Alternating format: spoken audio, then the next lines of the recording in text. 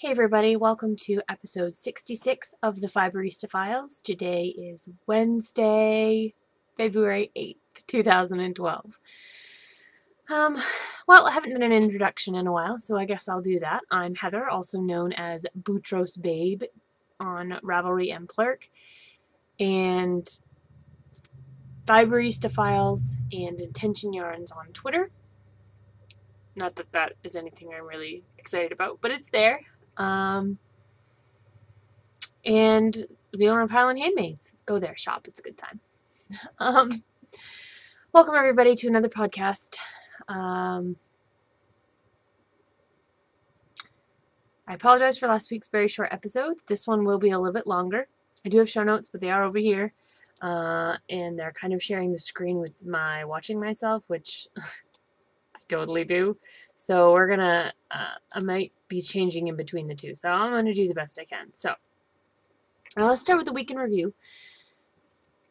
This past week was kind of crappy, to be completely honest with you. I had a very short weekend at home because I just had a bunch of stuff to do down here. So I usually don't leave the mountains until about 6 or 7 o'clock at night on Sunday night, but I actually left at 3 before the football game, and I don't have TV service down here. So my husband texted me at the end of every quarter to tell me what the scores were, but this is the first Super Bowl in probably, I think, 26 years that I haven't watched. I've been watching it since I was 4.5 years old. So 26 years it's been since I've not seen a Super Bowl. And who knows if I saw one before then. I just can't remember it.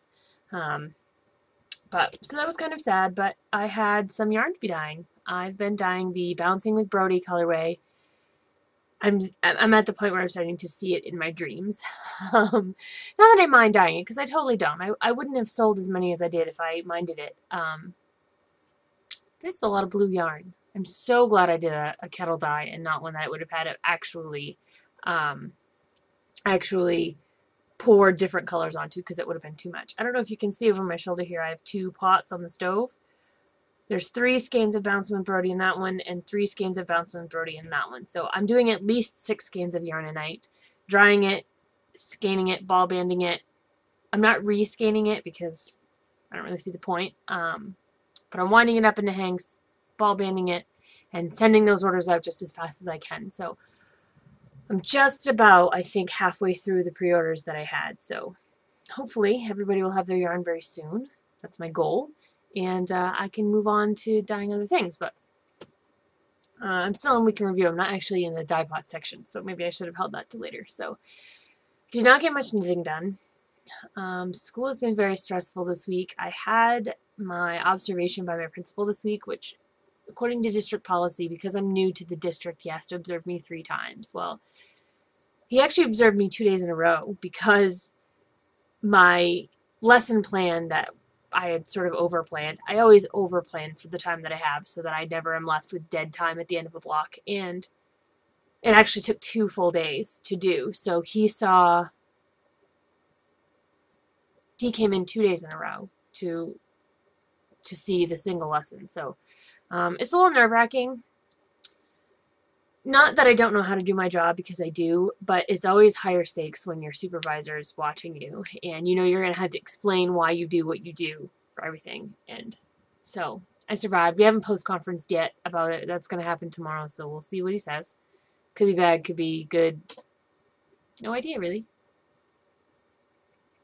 But anyway. I know yesterday I was pretty stressed out. I don't think I did anything yesterday at all. I think I just watched a television show that I'll talk about later, and Grabby Hands, and hid. I just didn't want to do anything. I didn't even video chat with my husband. I was just frustrated and tired, and I've been having some problems with my plumbing here at the apartment, and if something goes wrong with the plumbing in our house, either my husband is there and can fix it, or he can talk me through. Sorry, that means I've got 10 minutes until my yarn's done. So anyways, my husband can either take care of it, or he can walk me through it on the phone so that I can take care of it. He knows where all the shut-off valves are and all the water pipes, everything. I don't know any of that down here, and I don't even know what I'm allowed to touch and not touch anyway. So, what day is it today? Wednesday? Monday night, my toilet bowl started blowing bubbles. there was making this really weird bloop, bloop, bloop sound, and I ran into the bathroom to see what was going on, and it was like blowing bubbles out of the bottom of the toilet bowl. Now, I don't know a lot about toilets, but I generally know that anything coming back out of that pipe is not a good idea. That's just bad. So I completely freaked out because I was terrified that the septic system was going to back up into my apartment. I can't, that can't happen. I cannot. I would lose everything. I mean, no, I just couldn't. And I have this thing where I'm convinced that if I just watch something, it will keep something bad from happening. So, like, if there's a thunder shower outside, I have to stay awake and watch all the lightning. Because if I'm watching the lightning, it won't hit a tree and fall on my head and kill me. But the moment that I go to sleep, the lightning's going to hit the tree, it's going to fall on my head, and I'm going to die.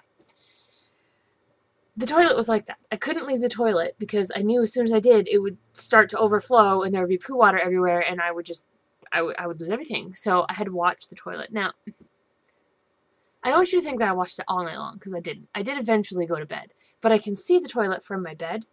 So anytime I heard a noise, I was instantly up, like, what, was it the toilet? Okay. Is that the toilet? Like, awful. And then at like 4:30, 5 o'clock in the morning, it did it again. And then all the water disappeared from the bowl, and I was like, this thing's going to explode on me. Like, I was afraid to stand over the bowl because I've seen so many movies, like in The Goonies, when the toilet just sprayed, you know. Anyway, so I couldn't call the landlord until 8 o'clock. So I called at, I think I called at like 7 and left a message and said, please call me. I need you to get a plumber out here because there's issues with the plumbing and I'm not screwing with it.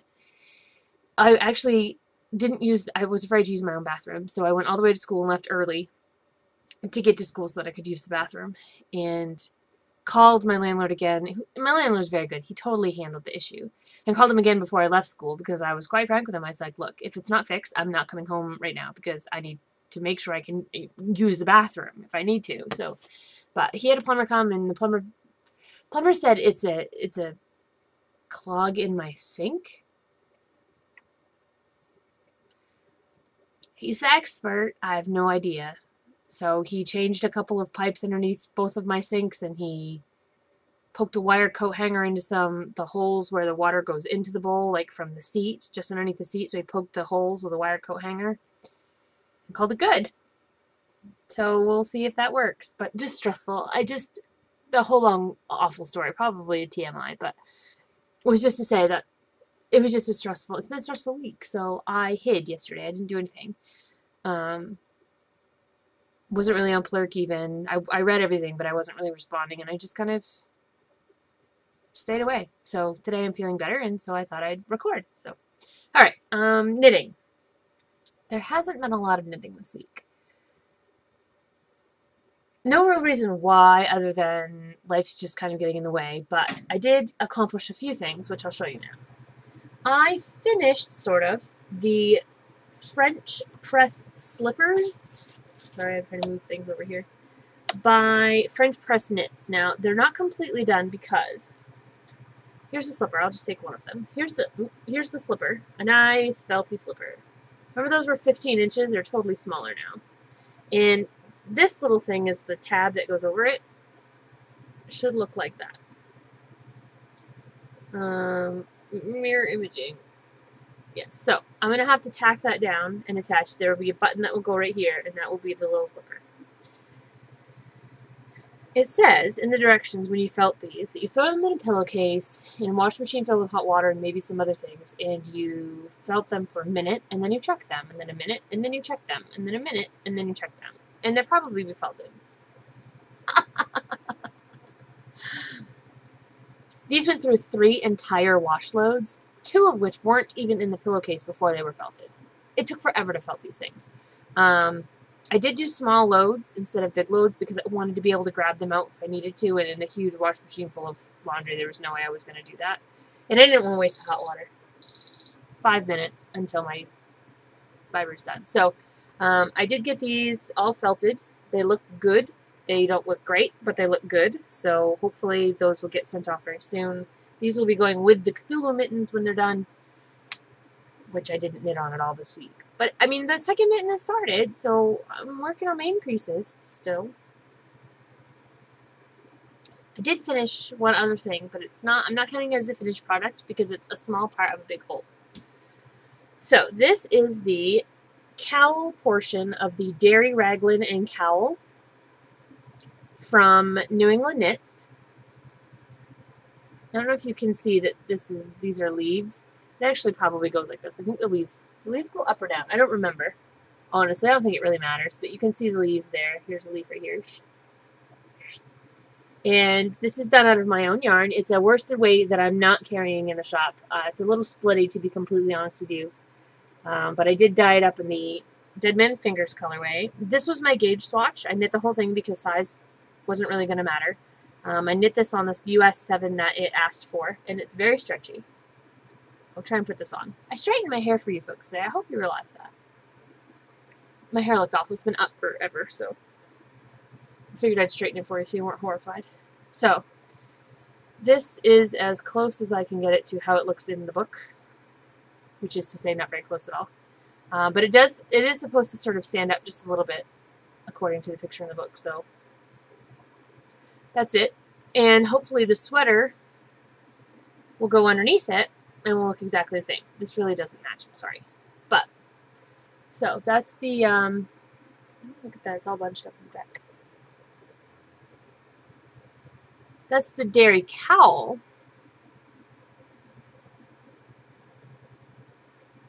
It's just silly. That's even sillier. Sorry. The sweater I cast on, and it's already messed up. I am going to rip it out and start it over again. I'm not going to fudge it because I'm only 2 rows in. I've already been fighting with this pattern. I don't think it's the pattern's fault. I just think I'm stubborn. You start at the top of the neck and increase down for the raglan sleeves.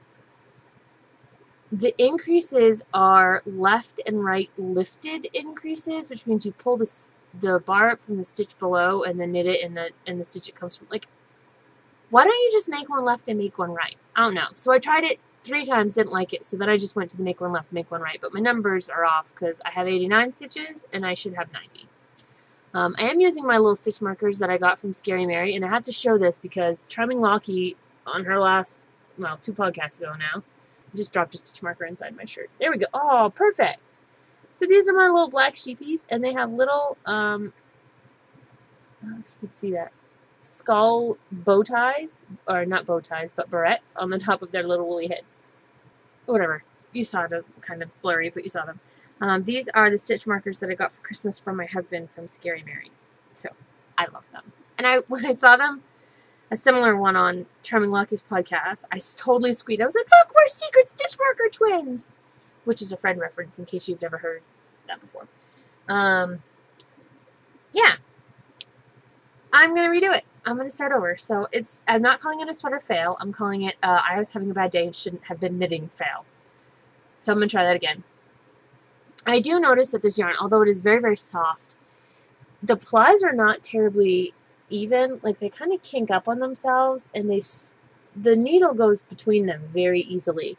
They've got a good twist angle, but they're not very tightly plied to each other. And so, there's 4 plies here.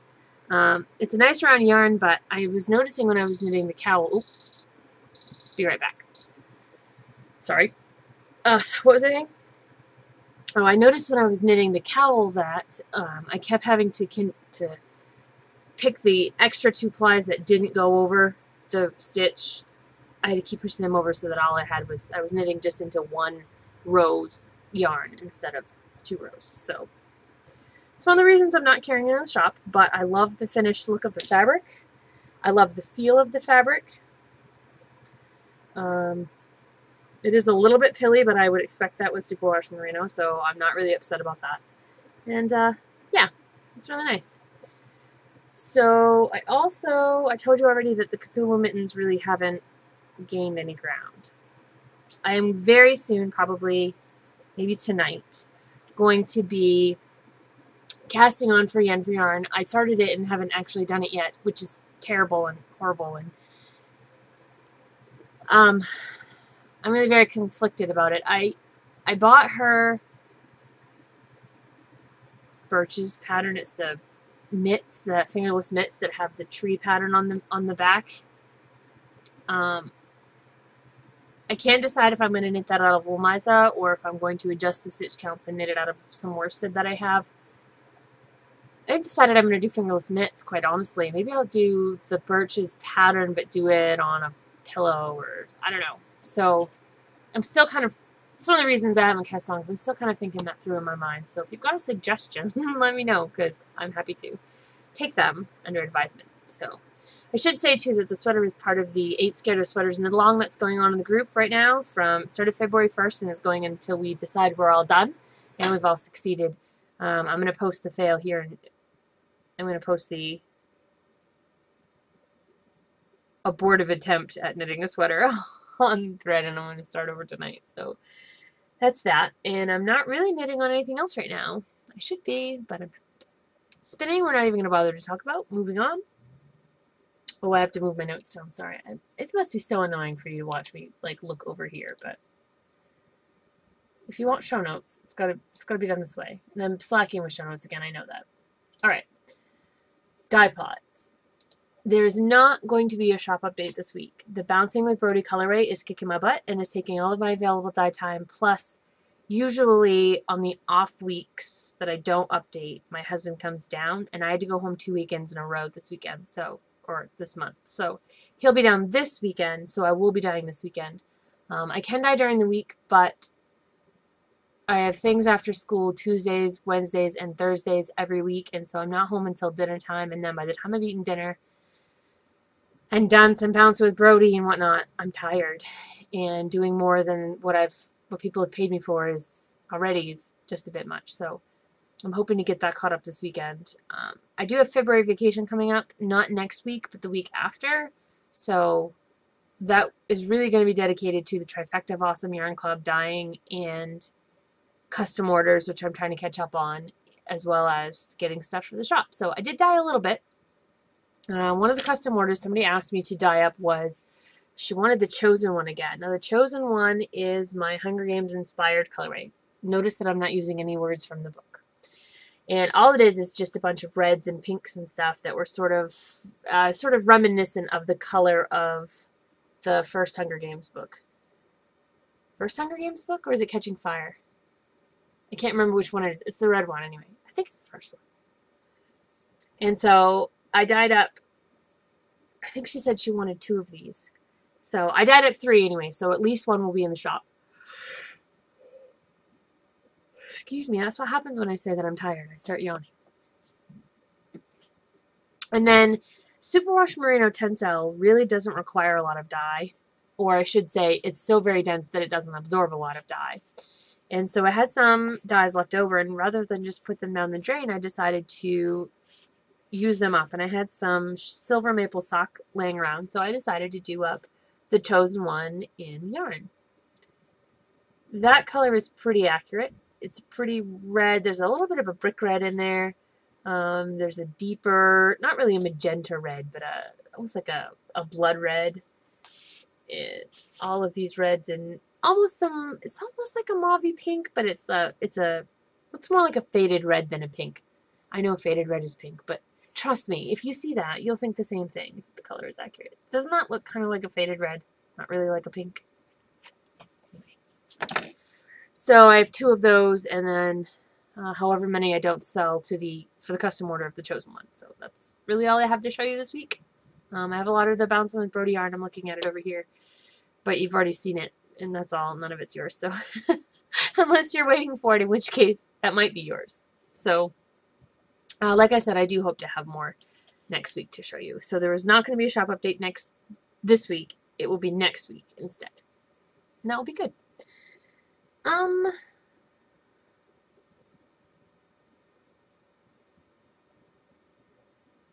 Growth.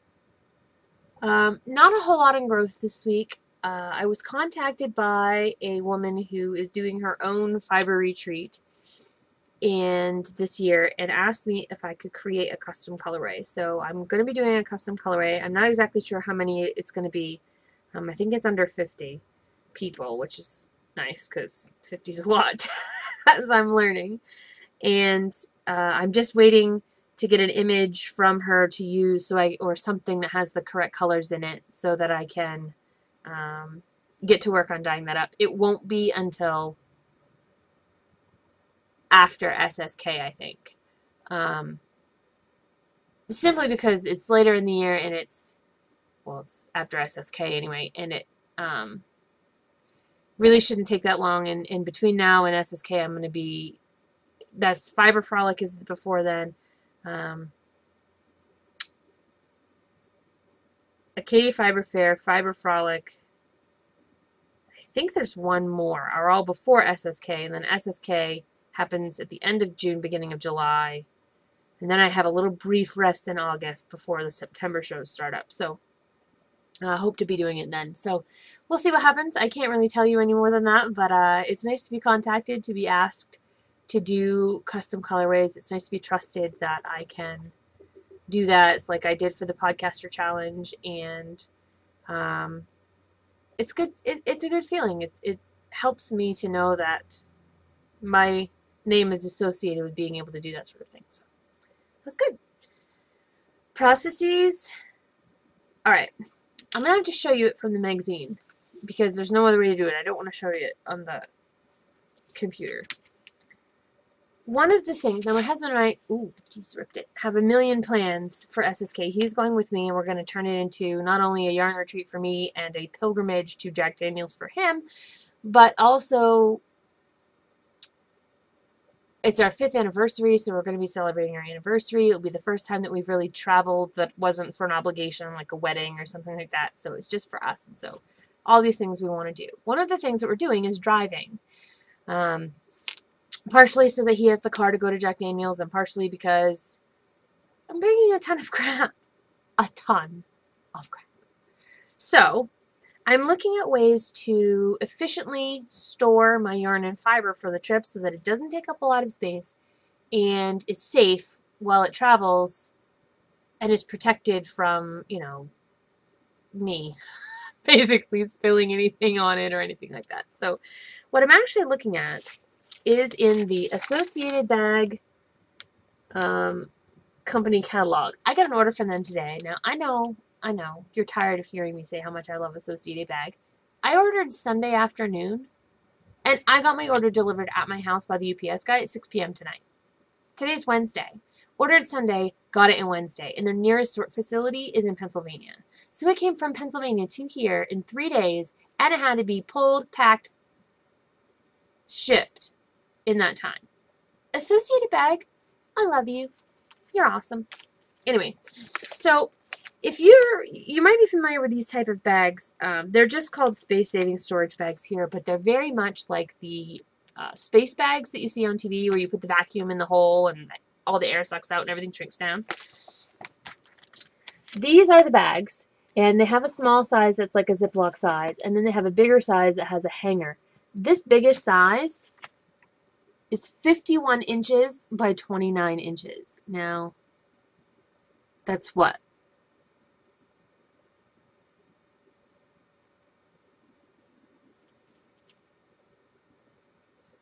60 inches would be 5 feet. So it's just under 5 feet long and more than 2 feet wide. So 2 by 4.5, well, almost 2 by 5. It's almost a 2 by 5 foot bag.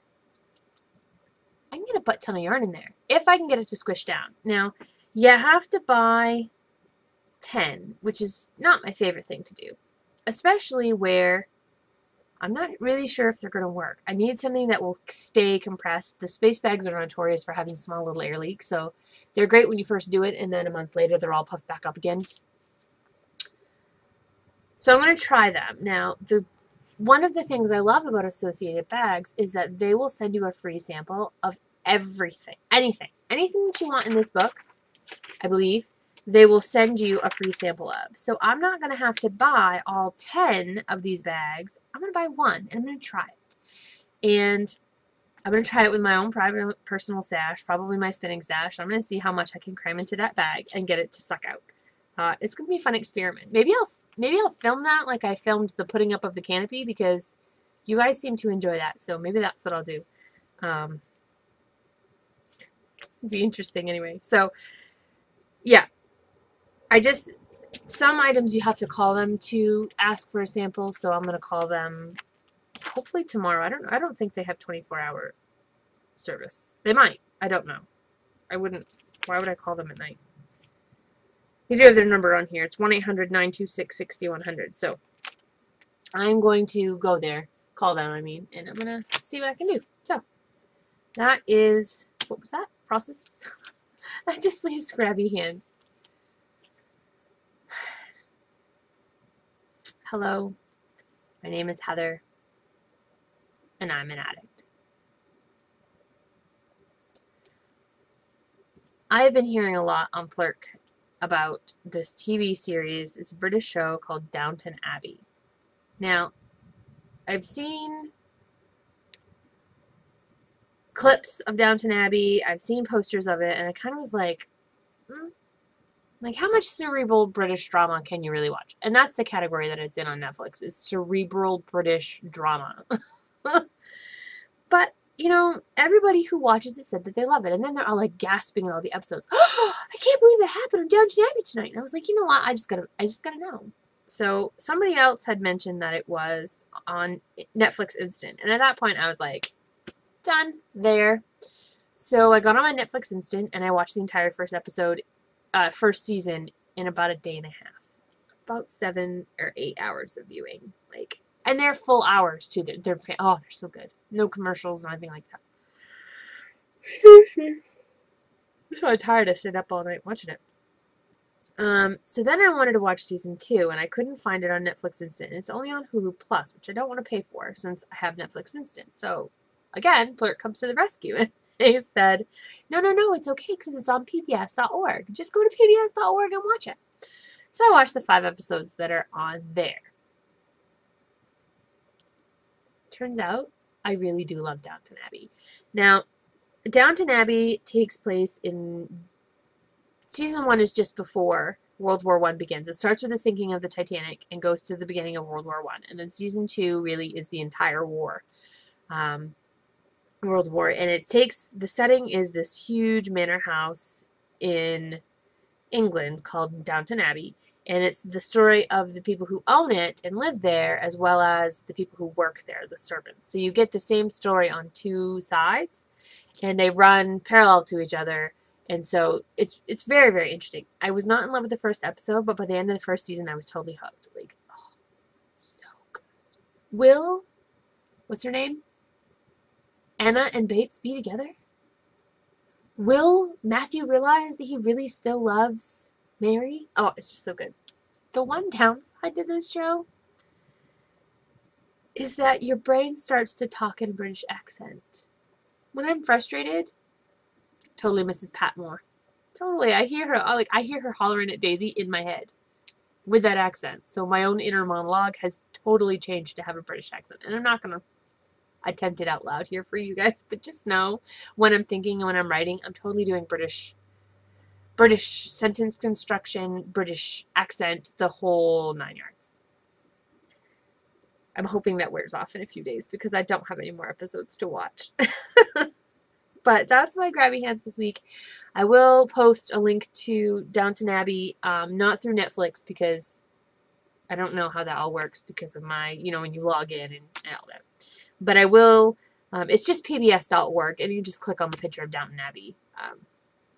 But I will hyperlink that to pbs.org so that you can one click and go. Watch it. Watch it and then tell me how awesome it is. And I will go, oh my god, I know! Because I love it. So good. Turns out I do like the British cerebral dramas. So now that I've watched all the episodes, it's killing me to not have season 3, which they haven't, as far as I know, filmed yet. And apparently was 2 years between season 1 and season 2. Who knew? I don't want to go 2 more years.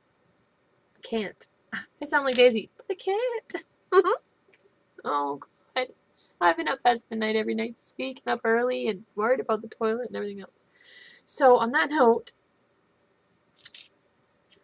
I'm going to go for this week. I have turned my oven off, my stove off, so that the yarn is not cooking anymore, but I still have to rinse it, wring it, and lay it out to dry on my Hamilton Beach sweater dryer. So I hope this week has treated you well. I hope you've gotten a lot of knitting done. And if you haven't yet, there's still plenty of time to join us on the Ain't Scared of Sweaters Knit Along, or the First Sweater Support Group. You can join in my group, Highland Handmades, which are you a member of? Because you should be. Amelia Bella in the His and Hers podcast group, and Froggy Monkey in the Knitting in Circles group. Knitting in Circles group. Sorry, there's a G on the end of that. Join us. Join us. It's okay to be scared. I'm scared. I've screwed up already, and I'm only 2 rows in. We'll get there. We'll get there together. So, until next week, guys, happy spinning and knitting, and thanks for tuning in.